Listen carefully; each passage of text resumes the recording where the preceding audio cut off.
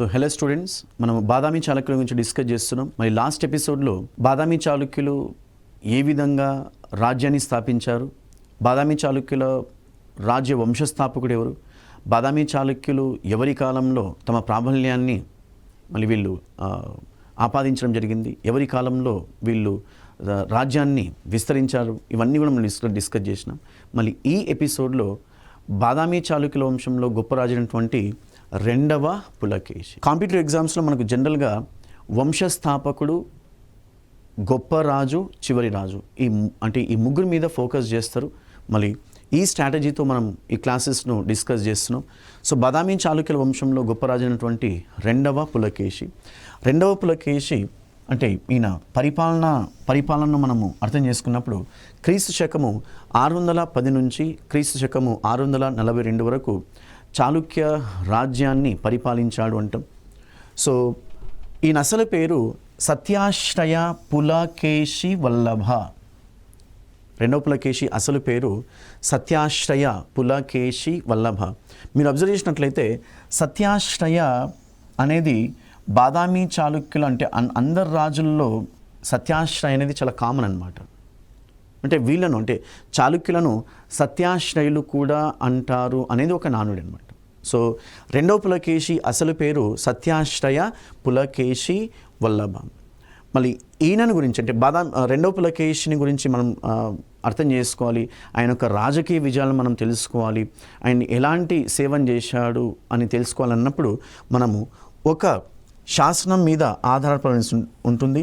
ఆ శాసనమే ఐహోలు శాసనము అంటాం.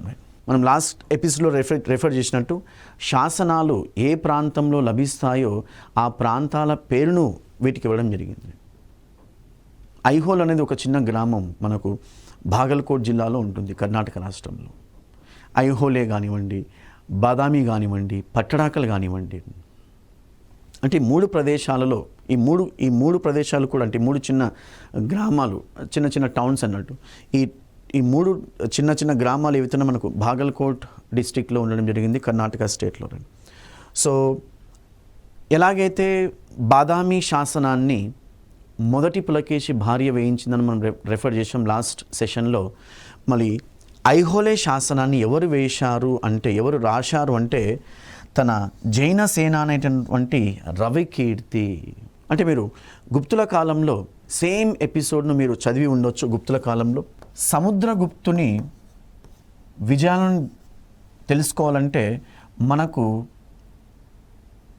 ప్రయాగ ప్రశస్తి, ఎలాగైతే రవికీర్తి రెండవ పులకేశి విజయాలను కీర్తిస్తూ ఐహోలేలో ఒక శాసనాన్ని వేయించాడో, అలాగే హరిసేనుడు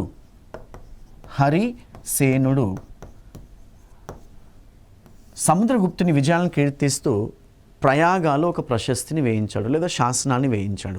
ప్రశస్తి అంటే ప్రైజింగ్ అన్నట్టు, స్తుతించడము అంటాం. మహారాజు గొప్పరాజు చాలా విజయాలను సాధించాడు అంటే స్తుతించడం అంటాం, ప్రైజింగ్ అంటాం. సో ప్రయాగ ప్రశస్తి, ఐహోలే శాసనాన్ని ఐహోలే ప్రశస్తిగా కూడా పిలవచ్చు. చూడండి, మళ్ళీ ఈ ఐహోలే శాసనము మనకు ప్రాచీన కన్నడ లిపిలో చాలా ఎగ్జామ్స్లో క్వశ్చన్ అడిగారు. ఐహోలే శాసనాన్ని రవికీర్తి జైన మతానికి సంబంధించినటువంటి సేనాని. మళ్ళీ ఐహోలే శాసనాన్ని రవికీర్తి ప్రాచీన కన్నడ లిపిలో సంస్కృత భాషలో వేయించడం జరిగింది. మళ్ళీ ఈ ఐహోలే శాసనం మనకు ఎక్కడ లభించింది అంటే మనకు ఐహోలే అనే ప్రాంతంలో ఈ జైన సేన అయినటువంటి రవికీర్తి ఒక దేవాలయాన్ని, జైన బసదిని ఈయన నియమించడం జరిగింది. జైన బసదిని ఈయన నియమించడం జరిగింది. మళ్ళీ ఈ జైన బసది అంటే గోడల మీద ఈయన శాసనాన్ని వేయించడం జరిగింది. అబ్జర్వ్ చేయాలి, జైన బసది గోడల మీద ఈ శాసనాన్ని వేయించడం జరిగింది. మనం దీన్ని మేగూతి జైనాలయ అని కూడా అంటాం. మేగూతి టెంపుల్ లేదా మేగూతి జైనాలయ. చాళుక్య వంశంలో గొప్ప రాజు అయినటువంటి రెండవ పులకేశి గురించి డిస్కస్ చేస్తున్నాం. ఈయన గురించి అంటే ఈయన విజయాలను తెలుసుకోవాలంటే రవికీర్తి వేసినటువంటి ఐహోలే ప్రశస్తిలో ఉన్నాయి. మళ్ళీ ఈ ప్రశస్తి ప్రకారం, ఐహోళే ప్రశస్తి ప్రకారం ఆయన సాధించినటువంటి విజయాలు ఏవని అని మనం డిస్కస్ చేసినప్పుడు, ఈయన హర్షవర్ధన్ని నర్మదా నది యుద్ధంలో ఓడించాడు అంటాం. రెండవ పులకేశి అంటే మీరు ఈ విధంగా అర్థం చేసుకోండి. రెండవ పులకేశికి తర్వాత మనకు హర్షవర్ధన్కి ఒక యుద్ధం జరిగింది. ఆ యుద్ధం ఎక్కడ జరిగిందంటే నర్మదా నదీ తీర ప్రాంతంలో. సో నర్మదా యుద్ధము అంటాం. ఎలాగైతే మనం ఇందాక రెఫర్ చేశామో శాసనాలను వాటి ప్రాంతాల పేరుతో పిలుస్తారు, అలాగే యుద్ధాలను కూడా యుద్ధాలు ఏ ప్రాంతంలో అయితే జరిగాయో ఆ ప్రాంతాల పేరును బట్టి వాళ్ళని పిలుస్తారు అన్నమాట. సో ప్లాసీ యుద్ధము, మొదటి పానిపట్ యుద్ధము, నర్మదా నది యుద్ధము, పుల్లలూరు యుద్ధము, మణిమంగళం యుద్ధం, ఇలాంటి పేర్లు అన్నట్టు ఇవన్నీ. సో నర్మదా నది యుద్ధము ఎవరెవరికి మధ్య జరిగిందయ్యా అంటే హర్షవర్ధన్కి తర్వాత రెండవ పులకేశి మధ్య జరిగింది. మనం లాస్ట్ ఎపిసోడ్లో మనం రెఫర్ చేశాం. గుప్తుల తదనంతరయుగం అంటే గుప్తుల తదనంతరయుగం భారతదేశ చరిత్రను మనం అర్థం చేసుకున్నట్లయితే ఉత్తర భారతదేశంలో హర్షవర్ధనుడు, దక్కన్లో రెండవ పులకేశి, మరి దక్షిణ భారతదేశంలో మొదటి నరసింహవర్మన్. ఉత్తర భారతదేశాన్ని పరిపాలించినటువంటి హర్షవర్ధనుడు రాజ్య విస్తరణలో భాగంగా ఆయన ఒక అశ్వమేధ యాగం కానివ్వండి, లేదా రాజ్య విస్తరణలో భాగంగా ఆయన వస్తున్న సమయంలో రెండవ పులకేశికి హర్షవర్ధన్కి అంటే ఈ ఇద్దరి సైన్యాలకు నర్మదా నది అంటే పరివాహక ప్రాంతాల్లో యుద్ధం జరిగింది అంటాం. అంటే మనం దీన్ని ఏ విధంగా అర్థం చేసుకోవాలంటే హర్షవర్ధన్ యొక్క రాజ్య విస్తరణ ఏదైతే ఉందో దాన్ని రెండవ పులకేశి ఆపాడు. మళ్ళీ అవుట్కమ్ ఏంటి అంటే నర్మదా నది యుద్ధం యొక్క ఫలితం ఏంటి అంటే హర్షవర్ధనుడు ఈ యుద్ధంలో ఓడిపోయారు అని చెప్తారు. రెండవ పులకేశి హర్షవర్ధన్ని ఓడించి సకలోత్తర పరాధీశుడైనటువంటి హర్షవర్ధన్ని రెండవ పులకేశి ఓడించాడు అని ఈ శాసనంలో చెప్పడం జరిగింది. ఏ శాసనంలో? ఐహోళే శాసనము లేదా ఐహోళే ప్రశస్తిలో. మనం ఇందాక రెఫర్ చేసినట్టు ఐహోళే శాసనాన్ని జైన సేన అనేటువంటి రెండవ పులకేశి యొక్క జైన సేన అనేటువంటి రవికీర్తి వేయించడం జరిగింది. అంటే ఈ శాసనంలో రవికీర్తి ఏం చెప్తాడంటే మా మాస్టర్ అంటే మా రాజు రెండవ పులకేశి, మా రాజు సకలోత్తర పరాధీశుడైనటువంటి హర్షవర్ధన్ని ఓడించాడు. అంటే హర్షవర్ధనుడు ఇక్కడ ఉత్తరానికి అంతటికి అధిపతి, అలాంటి గొప్ప రాజును మా రాజు ఓడించాడు అనేది దీని యొక్క సారాంశం అన్నట్టు. సో నర్మదా నది యుద్ధం యొక్క మరి ఈ నర్మదా నది యుద్ధంలో మళ్ళీ దాని తర్వాత ఏంటి అవుట్కమ్ ఏంటి అన్నప్పుడు మనకు చరిత్రకారులు ఏం చెప్తారంటే హర్షవర్ధన్కి తర్వాత మనకు రెండవ పులకేశికి మధ్య నర్మదా నది అనేది ఒక అంటే బౌండరీగా మారింది అని చెప్తాం. అంటే దక్షిణ పరివాహక ప్రాంతాలు ఏవైతే ఉన్నాయో, నర్మదా నది దక్షిణ పరివాహక ప్రాంతాలు ఏవైతే ఉన్నాయో అన్నీ కూడా మనకు రెండవ పులకేశికి సంబంధించినవి, మళ్ళీ ఉత్తర పరివాహక ప్రాంతాలన్నీ కూడా హర్షవర్ధన్కి సంబంధించిన అనేది దీని యొక్క సారాంశం. సో రెండవ పులకేశి యొక్క విజయాలలో ఇంకొక ముఖ్యమైన విజయం వచ్చేసి రెండవ పులకేశి విష్ణు కుండిలను ఓడించాడు అంటాం. అంటే ఆంధ్ర ప్రాంతాన్ని పరిపాలిస్తున్నటువంటి విష్ణు కుండిలు అంటే వేంగి ప్రాంతం కానివ్వండి, మళ్ళీ వీళ్ళను ఓడించి అంటే ఏంటి ఇవన్నీ కూడా రాజ్య విస్తరణలో భాగంగా, అది నర్మదా నది యుద్ధం కావచ్చు, తర్వాత మనకు విష్ణు కుండిల పరాజయం కావచ్చు. అంటే విష్ణు కుండిలను ఓడించి మళ్ళీ ఈ ప్రాంతాలను అంటే ఈ ఆంధ్ర ప్రాంతాలను లేదా తీరాంధ్ర ప్రాంతాలను తన తమ్ముడైనటువంటి కుబ్జ విష్ణువర్ధన్కి ఇచ్చాడు అంటాం. రెండవ పులకేశి యొక్క తమ్ముడైనటువంటి కుబ్జ విష్ణువర్ధనుడు. మళ్ళీ ఈ కుబ్జ విష్ణువర్ధనుడు ఏం చేశాడంటే తన అన్న సహాయంతో అంటే రెండవ పులకేశి సహాయంతో వేంగిని రాజధానిగా చేసుకొని ఆయన తన పరిపాలన కొనసాగించాడు. మళ్ళీ ఈ బ్రాంచ్ను మనం ఇందాక రెఫర్ చేసినట్టు ఈ బ్రాంచ్ను మనము వేంగి చాళుక్యులు అంటాం. Modern Pedavegi West Godavari district of Andhra Pradesh. Vengi చాళుక్యులు, బాదామి చాళుక్యులు, వేంగి చాళుక్యులు, కళ్యాణి చాళుక్యులు, ముదిగొండ చాళుక్యులు, వేములవాడ చాళుక్యులు. సో మనకు చాలా బ్రాంచెస్ ఉన్నాయి. మళ్ళీ ఇంకొక బ్రాంచ్ వచ్చేసి మనకు ఉత్తరాంధ్ర ప్రాంతాన్ని పరిపాలించింది, అంటే మనకు even Godavari districts. So Vengi రాజధాని గారు. సో ఇంకొక ముఖ్యమైన అంటే విజయంగా దీన్ని పరిగణిస్తారు చరిత్రకారులు, మైసూర్ను పరిపాలించినటువంటి గాంగులను కూడా ఓడించారు అంటున్నాం. రెండో పులకేశి తన రాజ్య విస్తరణలో భాగంగా మైసూర్ రాజ్యాన్ని పరిపాలించినటువంటి ఒక చిన్న రాజవంశము గాంగులను మనం పశ్చిమ గాంగులు అంటాం. ఎలాగైతే బాదామి చాళుక్యులను మనం పశ్చిమ చాళుక్యులు అంటారో, మళ్ళీ మనకు గాంగులలో కూడా చాలా బ్రాంచెస్ ఉన్నాయి. ఒక బ్రాంచ్ మనకు కళింగ ప్రాంతాన్ని పరిపాలించింది, వాళ్ళని మనము తూర్పు గాంగులు అంటాం, ఈస్టర్న్ గాంగాస్ అంటాం ఇంగ్లీష్లో. మళ్ళీ ఈ బ్రాంచ్ వచ్చేసి మనకు వెస్టర్న్ గాంగాస్, పశ్చిమ గాంగులు. సో వీళ్ళను కూడా ఓడించి రెండవ పులకేశి తమ సామంతులుగా చేసుకున్నాడంటాం. తర్వాత ఇంకొక చిన్న రాజ్యం ఏంటంటే మౌర్యులను వాళ్ళు కొంకన్ తీర ప్రాంతాన్ని, Konkan Coast, modern Goa, so Konkan ప్రాంతాన్ని కూడా మళ్ళీ బాదామి చాళుక్యుల ఆధీనంలో తీసుకురావడం జరిగింది అంటాం. సో ఇవన్నీ కూడా ముఖ్యమైన రాజకీయ విజయాలు. మళ్ళీ ఈ అన్ని అంటే ఈ రాజకీయ విజయాలు ఏవైతే మనం డిస్కస్ చేస్తున్నామో ఈ అన్ని విజయాలు కూడా మనకు రవికీర్తి వేయించినటువంటి ఐహోళే శాసనం ద్వారా లభించడం జరిగింది. సో రెండవ పులకేశి బాదామి చాళుక్యుల రాజ్యంలో గొప్ప అయినటువంటి రెండవ పులకేశి ఈయన కొన్ని మధ్య భారతదేశము లేదా మోడ్రన్ మధ్యప్రదేశ్, సెంట్రల్ ఇండియా అంటాం, తర్వాత దక్కన్, తర్వాత మనకు ఈవెన్ కొన్ని ప్రాంతాలైనటువంటి కేరళ, ఈ ప్రాంతాలను కూడా ఆయన ఆక్యుపై చేశాడంటాం. మరి ఇలాంటి విజయాలు సాధించిన తర్వాత ఆయన తన దృష్టిని దక్షిణ భారతదేశాన్ని పరిపాలించినటువంటి పల్లవుల మీద ఈయన కేంద్రీకరించడం జరిగింది. మనం ఇందాక రెఫర్ చేసినట్టు ఉత్తర భారతదేశాన్ని హర్షవర్ధన్ పరిపాలిస్తున్నాడు మనకు గుప్తుల తదనంతరంలో. దక్కన్ను రెండవ పులకేశి, మరి దక్షిణ భారతదేశాన్ని మొదటి నరసింహవర్మన్. మళ్ళీ పల్లవులకు చాళుక్యులకు మధ్య జరిగినటువంటి యుద్ధాలను మనం ఏ విధంగా అర్థం చేసుకోవాలన్నప్పుడు భౌగోళిక రాజకీయ సంఘర్షణలు అంటాం తెలుగులో. భౌగోళిక రాజకీయ సంఘర్షణలు మనం ఇంగ్లీష్లో జియోపొలిటికల్ కాన్ఫ్లిక్ట్స్ అంటాం. Geopolitical conflicts.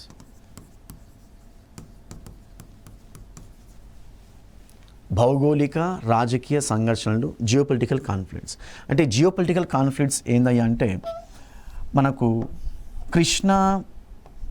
కృష్ణా గోదావరి ప్రాంతాల మీద ఆధిపత్యం కోసం బాదామి చాళుక్యులు, అంటే దక్కను పరిపాలించినటువంటి బాదామి చాళుక్యులు, దక్షిణ భారతదేశాన్ని పరిపాలించినటువంటి పల్లవులు నిరంతరంగా యుద్ధాలు చేశారు.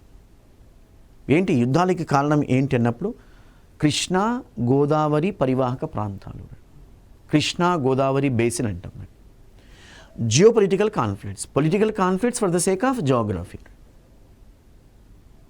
అంటే మీరు కృష్ణా గోదావరి బేసిన్ అంటే ఒక రాజ్యము అజ్యూమ్ బాదామి చాళుక్యులు కృష్ణా గోదావరి పరివాహక ప్రాంతాల మీద ఆధిపత్యాన్ని ఏర్పరిచారు అనుకుందాం. ఆధిపత్యాన్ని ఏర్పాటు చేస్తే వాళ్ళ యొక్క ఆర్థిక వ్యవస్థ అనేది మెరుగుపడుతుంది. ఎందుకంటే సారవంతమైన భూములు ఇక్కడ ఉంటాయి. మళ్ళీ సారవంతమైన భూములలో మీరు 3 పంటలను ప్రశాంతంగా పండించుకోవచ్చు. మీరు మీ ప్రజల నుంచి భయంకరంగా పన్నులను కలెక్ట్ చేసుకోవచ్చు. సో మీ యొక్క ఆర్థిక వ్యవస్థ బలమైన ఆర్థిక వ్యవస్థగా మారుతుంది. ఎప్పుడైతే మీ దగ్గర బలమైన ఆర్థిక వ్యవస్థ ఉంటుందో మీరు ఒక బలమైన సైనిక వ్యవస్థను మీరు ఏర్పాటు చేసుకోవచ్చు. ఎప్పుడైతే మీ దగ్గర ఒక బలమైన సైనిక వ్యవస్థ ఉంటుందో, బలమైన సైన్యం ఏదైతే ఉంటుందో అప్పుడు మీరు మీ రాజ్యాన్ని విస్తరించవచ్చు. అంటే ఇవన్నీ హిడెన్ ఎలిమెంట్స్ అన్నట్టు దేంట్లో జియో పొలిటికల్ కాన్ఫ్లిక్ట్స్, భౌగోళిక రాజకీయ సంఘర్షణలు. అబ్జర్వ్ చేయాలి, మనకు దక్కన్ను చాళుక్యాస్ పరిపాలిస్తున్నారు, గుప్తుల తదనంతర యుగంలో మనకు సౌత్ ఇండియాను అంటే దక్షిణ భారతదేశాన్ని పల్లవులు. సో బాదామి చాళుక్యులకు పల్లవులకు నిరంతర ఘర్షణలు జరిగాయి. ఎప్పుడు? గుప్తుల తదనంతర యుగంలో. మరి ఈ ఘర్షణలో, ఈ యుద్ధాలలో ఎవరు విజయం సాధించారు అంటే కొన్ని సందర్భాలలో చాళుక్యులు విజయం సాధించారు, మరికొన్ని సందర్భాలలో పల్లవులు విజయం సాధించారు.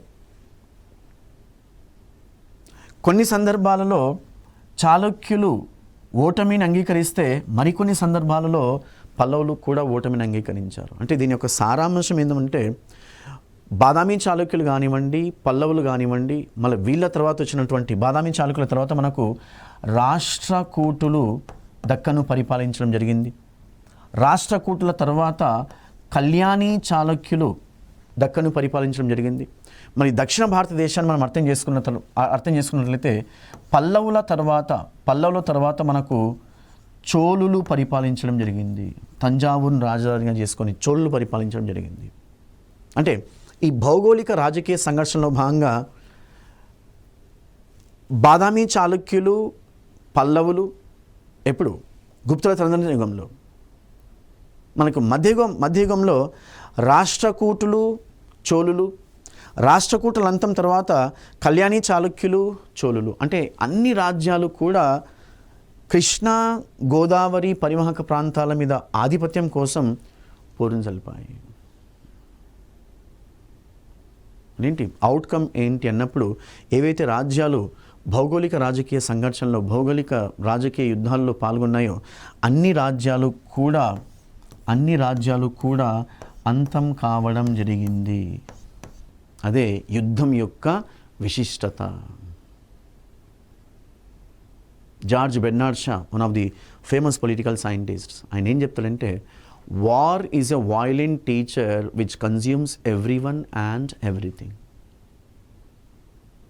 మనం చరిత్ర నుంచి ఏం నేర్చుకోవాలంటే ఒక రాజ్యము యుద్ధంలో పాల్గొన్నప్పుడు అంటే వేరే రాజ్యంతో, ఈ రాజ్యంతో పాటు ఆ రాజ్యం అంటే అన్ని రాజ్యాలు, ఏ రాజ్యాలు అయితే యుద్ధంలో పాల్గొంటాయో అన్ని రాజ్యాలు కూడా నారాయణ. అందువల్లనే ఆధునిక రాజ్యాలు అంటే అన్ని రాజ్యాలు కాదు, ఆధునిక రాజ్యాలు చరిత్ర నుంచి వీళ్ళు గుణపాఠం నేర్చుకున్నాయి. యుద్ధం వద్దు, శాంతి ముద్దు. అంటే మనము ద్వైపాక్షిక చర్చలు అంటాం. అంటే ఏదైతే ఒక సమస్యాత్మక ప్రాంతం మీద కానివ్వండి, ఏదైతే సమస్య వచ్చినప్పుడు అది రెండు రాష్ట్రాల మధ్య కానివ్వండి, రెండు దేశాల మధ్య కానివ్వండి, మళ్ళీ యుద్ధాన్ని పక్కన పెట్టి కూర్చొని మాట్లాడుకోవాలి. ద్వైపాక్షిక చర్చలు అంటాం. కూర్చొని మాట్లాడుకొని మన సమస్యను పరిష్కరించుకోవాలి అనేది చరిత్ర యొక్క ముఖ్య ఉద్దేశం. సో మళ్ళీ ఈ రాజకీయ అంటే భౌగోళిక రాజకీయ సంఘర్షణలో భాగంగా let us confine to the topic. మరి ఎలాంటి యుద్ధాలు చేశారు బాదామి చాళుక్యులకు, తర్వాత పల్లవులకు, దక్షిణ భారతదేశాన్ని పరిపాలించిన పల్లవులకు, దక్కను పరిపాలించినటువంటి చాళుక్యులకు చాలా యుద్ధాలు జరిగాయని మనం డిస్కస్ చేయాలి. సో దీంట్లో భాగంగా పుల్లలూరు యుద్ధము అంటాం. పుల్లలూరు యుద్ధము 634లో పుల్లలూరు యుద్ధం జరిగింది. పుల్లలూరు యుద్ధం ఎవరి మధ్య జరిగింది అంటే రెండవ పులకేశి సైన్యాలకు, మొదటి మహేంద్రవర్మన్ సైన్యాలకు. అర్థం చేసుకోవాలి. దక్కన్ను రెండవ పులకేశి పరిపాలిస్తున్నప్పుడు దక్షిణ భారతదేశాన్ని పల్లవ రాజైనటువంటి మొదటి మహేంద్రవర్మ పరిపాలించేవాడు. దక్షిణ భారతదేశాన్ని పల్లవ రాజైనటువంటి మొదటి మహేంద్రవర్మన్ పరిపాలించేవాడు. మరి వీరి ఇరువురి సైన్యాలకు పుల్లలూరు అనే ప్రాంతంలో యుద్ధం జరిగింది క్రీస్తు శకం 634లో. మళ్ళీ ఈ యుద్ధంలో ఎవరు విజయం సాధించారంటే రెండవ పులకేశి సైన్యాలు విజయం సాధించాయి. మొదటి మహేంద్రవర్మ సైన్యాలు ఓడిపోయాయి. మొదటి మహేంద్రవర్మను ఓడించి, అంటే మనకు జనరల్గా రవికీర్తి వేసినటువంటి శాస్త్రం ఏం చెప్తుందంటే మొదటి మహేంద్రవర్మను ఓడించి రెండవ పులకేశి మొదటి మహేంద్రవర్మను యుద్ధంలోని వధించాడు అని చెప్తారు. సో మొదటి మహేంద్రవర్మను యుద్ధంలో ఓడించి వధించి కంచి నగరాన్ని, అంటే పల్లవుల రాజు అన్నటువంటి కంచి నగరాన్ని కొల్లగొట్టారు, ధ్వంసం చేశారు. మళ్ళీ దక్షిణ భారతదేశంలో ఉన్నటువంటి ఈ ఆలయాలు ఏవైతే ఉన్నాయో వాటిని కూడా ధ్వంసం చేశారు అని మనకు శాసనాలు చెప్తున్నాయి అన్నమాట. మరి వాళ్ళను ఓడించి ధ్వంసం చేసి రెండవ పులకేశి కృష్ణా గోదావరి పరివాహక ప్రాంతాల మీద ఆధిపత్యాన్ని ఏర్పాటు చేశాడు అనేది ఈ యుద్ధం యొక్క సారాంశం. దాదాపు 10 సంవత్సరాలు మళ్ళీ కృష్ణా గోదావరి పరివాహక ప్రాంతాల మీద రెండవ పులకేశి యొక్క ఆధిపత్యం ఉండేదంటాం. సో మళ్ళీ క్రీస్తు శకము 642లో రెండవ పులకేశి రెండవసారి కంచి మీద దండయాత్ర చేశాడు అంటాం. రెండవ పులకేశి రెండవసారి కంచి మీద దండయాత్ర చేశాడు అంటాం. మళ్ళీ ఈ సమయంలో అంటే రెండవ పులకేశి రెండవసారి కంచి మీద దండయాత్ర చేసే సమయంలో మన పల్లవ రాజు ఎవరయ్యా అంటే మనకి మొదటి నరసింహవర్మన్.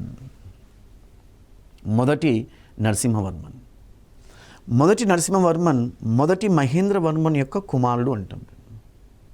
ఈయన తండ్రి మాదిరి అంటే అసమర్థుడు కాదు, ఈయన భయంకరమైన పరాక్రమశాలి అంటాం. సో మీరు ఈ విధంగా అర్థం చేసుకోండి.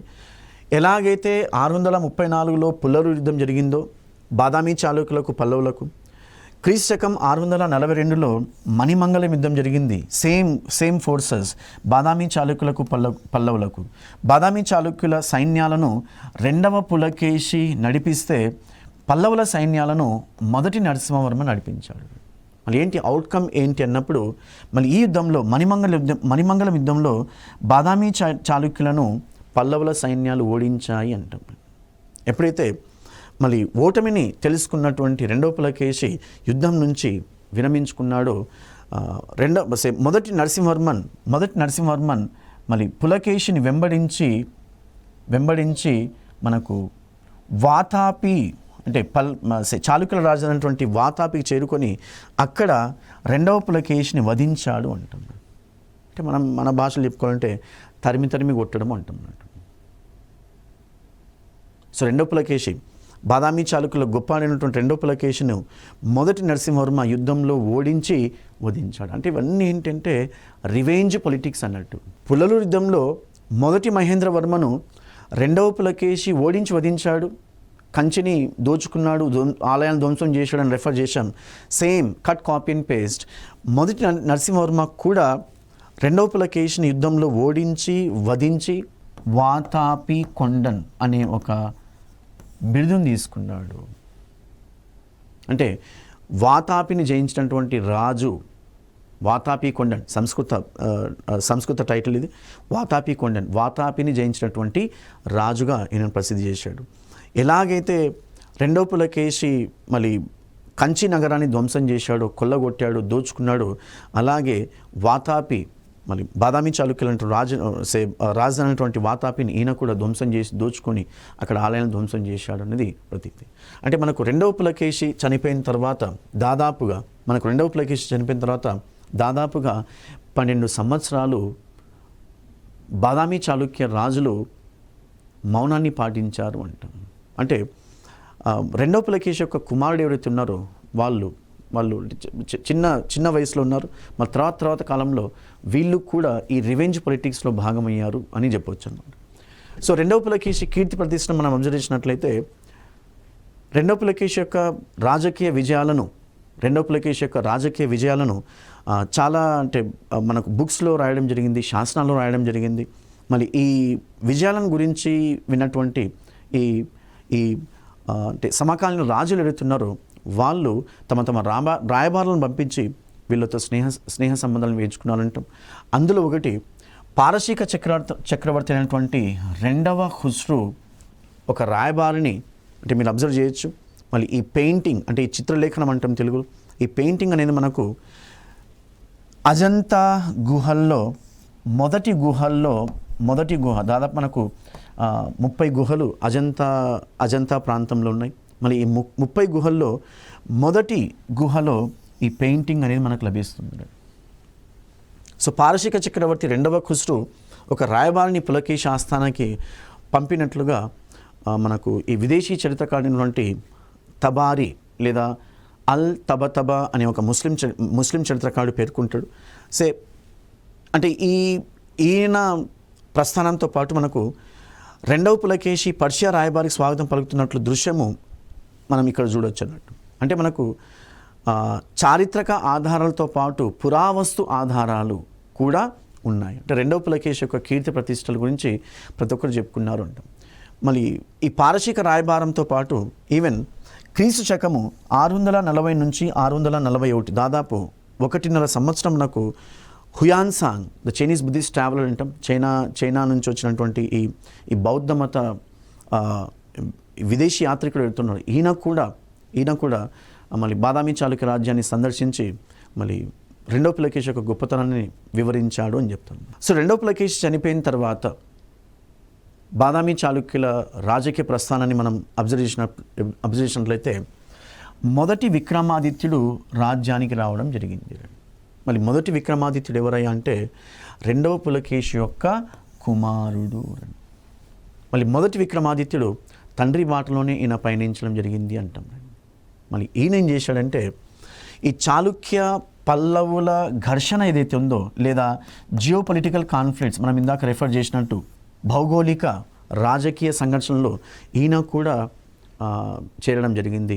మళ్ళీ as part of geopolitical conflicts like Chalukya Pallava ఘర్షణలో భాగంగా మొదటి విక్రమాదిత్యుడు పల్లవ రాజ్యంపై దండెత్తి రెండవ మహేంద్రవర్మను ఓడించి వధించాడు అంటాం. మనం ఇందాక రెఫర్ చేశాం. రెండవ పులకేశి మొదటి మహేంద్రవర్మను ఓడించి వధిస్తే మొదటి నరసింహవర్మ రెండవ పులకేశిని ఓడించి వధించాడు.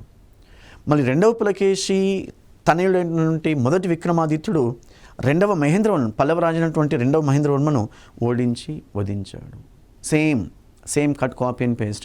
అంటే మళ్ళీ కంచి నగరాన్ని ధ్వంసం చేశారు, కొల్లగొట్టారు. అక్కడ ఉన్న ఆలయాలు ఏవైతున్నాయో దక్షిణ భారతదేశంలో ఉన్నటువంటి ఆలయాలు ఏవైతున్నాయో వీటిని వీళ్ళు ధ్వంసం చేశారు అంటాం. సో మొదటి విక్రమాదిత్యుడు తర్వాత మనకు వినయాదిత్యుడు రావడం జరిగింది. మళ్ళీ ఈయన బాదామి చాళుక్య రాజ్యాన్ని క్రీస్తు శకము 681 నుంచి క్రీస్తు శకము 696 వరకు పరిపాలించాడు. మళ్ళీ ఈయన మొదటి విక్రమాదిత్యుని యొక్క కుమారుడు అంటాం. మళ్ళీ ఈయన తన తండ్రి నుంచి వచ్చినటువంటి రాజ్య భూభాగాలు ఏవైతే ఉన్నాయో వాటిని సక్రమంగా పరిపాలించాడు అంటాం. అంటే ఈయన ఎలాంటి రాజకీయ అంటే భౌగోళిక రాజకీయ సంఘర్షణలో పాల్గొనకుండా ఈయన తన ప్రస్థానాన్ని కొనసాగించాడు అంటాం.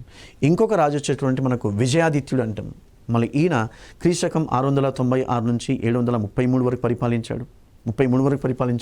మళ్ళీ సుదీర్ఘకాలం పరిపాలించినటువంటి చాళుక్య రాజుగా ఈయనను మనం పరిగణించవచ్చు. మళ్ళీ ఈయన కాలంలో శాంతిని నెలకొల్పాడు అంటాం. అంటే ఏంటి? ఆర్థిక వ్యవస్థ మీద అర్థం చేసుకోవాలి. ఆర్థిక వ్యవస్థ మీద ఈయన ఎక్కువగా దృష్టిని కేంద్రీకరించడం జరిగింది. మళ్ళీ ఈ బలమైన ఆర్థిక వ్యవస్థ కలిగి ఉండడం వల్ల చాళుక్య రాజులు చాలా అద్భుతమైన అద్భుతమైన ఆలయాలను వీళ్ళు వెసారా అనే శైలిలో నిర్మించారు అంటాం. అండ్ రెండవ విక్రమాదిత్యుడు మనకు క్రీస్తు శకం 734 నుంచి 757 వరకు పరిపాలిస్తే ఈయన విజయాదిత్యుని యొక్క కుమారుడు అంటాం. మళ్ళీ ఎలాగైతే రెండవ పులకేశి తర్వాత వచ్చినటువంటి రాజులు మళ్ళీ జియో పొలిటికల్ కాన్ఫ్లిక్ట్స్లో భాగంగా పల్లవులతో యుద్ధాలు చేశారో ఈయన కూడా పల్లవులతో యుద్ధాలు చేశాడు. మళ్ళీ ఈయన కాలంలో పల్లవ రాయినటువంటి నందివర్మను ఓడించి వధించాడు అంటాం. జియో పొలిటికల్ కాన్ఫ్లిక్ట్స్ రాజకీయ సంఘర్షణలు మళ్ళీ పల్లవును ఓడించి వధించి ఈయన గుజరాత్ ప్రాంతాలను పరిపాలిస్తున్నటువంటి అంటే ఈ వెస్టర్న్ ఇండియా అంటాం. ఈ వెస్టర్న్ ఇండియన్ పరిపాలిస్తున్నటువంటి అరబ్బులను కూడా తరిమివేశాడు అంటాం. మళ్ళీ ఈయన విజయాలను రెండవ విక్రమాదిత్యుని యొక్క విజయాలను కైలాసనాథ దేవాలయ స్తంభం మీద చెక్కించారు.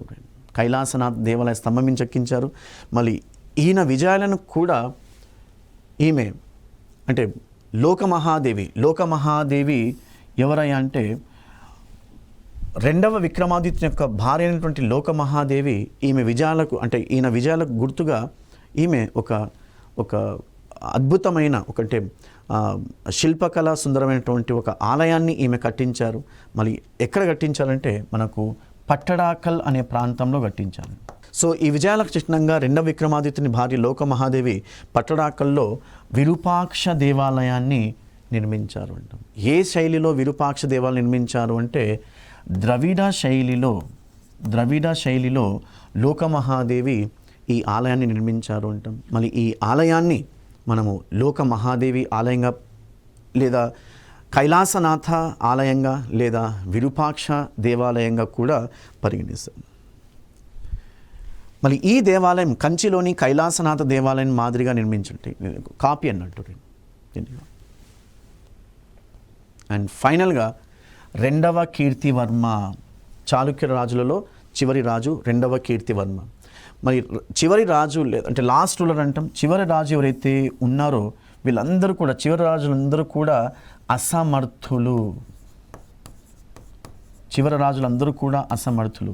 అంటే మళ్ళీ వీరి యొక్క అసమర్థులను అవకాశంగా తీసుకొని వాళ్ళ యొక్క ఈ ఫ్యూడేటరీస్ ఎవరైతే ఉంటారో, లేకుంటే వాళ్ళ యొక్క అంటే గవర్నర్లు కానివ్వండి, మంత్రులు కానివ్వండి, వీళ్ళు ఈ రాజులకు వ్యతిరేకంగా తిరుగుబాటు చేసి వాళ్ళని వధిస్తారన్నమాట. ఇది చాలా జనరల్ కంటెంట్ అనమాట.